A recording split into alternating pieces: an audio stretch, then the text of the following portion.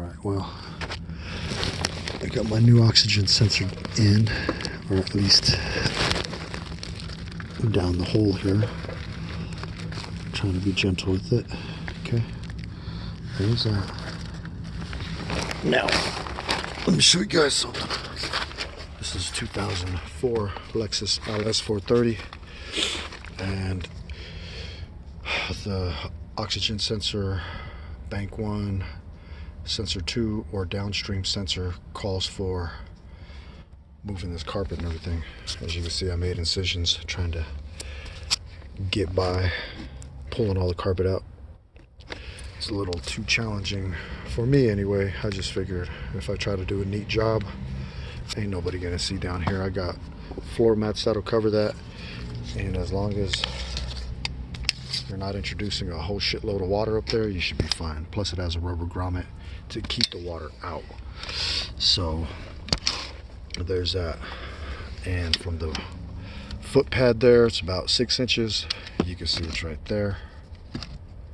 Okay, that's where the connection's at. I already unplugged it, as you can see. Yep. So it's not too bad to unplug it. Now getting to everything is a challenge, as you can tell. Nobody gave measurements or whatever, so I'm giving you some approximations of where it might be. So from the edge of that rubber foot pad, you're looking at about 6 inches center. Now from the top of, or the bottom rather, of that plastic console trim, you're looking at approximately 3 inches. Okay, so that's that. And then you come down here, and from about the center of this rubber pad, you're looking at approximately looks like it's about 3 inches. 3 inches.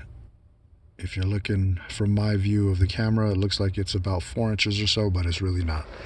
As I get my head deeper in the footwell, it's approximately 3 inches. So anyway, there's what that looks like again. Okay, oxygen sensors fed down. Also be careful when you're cutting this. See these lines here? That's more electrical. Got a bunch of electrical running, so be very careful. Make your incisions super shallow. Also back here you have some other electrical. See that? So be careful right there when you're cutting.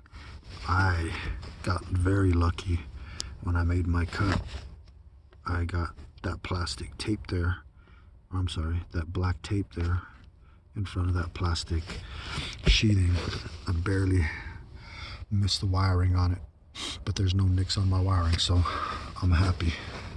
Now I'm not gonna set the grommet or anything until I actually anti-seize my O2 sensor and screw it in, snug it up, tighten it, because I want to make sure my wiring is nice and straight and it's not all kinked or bent or doing any kind of crazy twists and turns or knots. So let's get back to it. I'm gonna climb under the car so I can screw it in. Get back to you guys.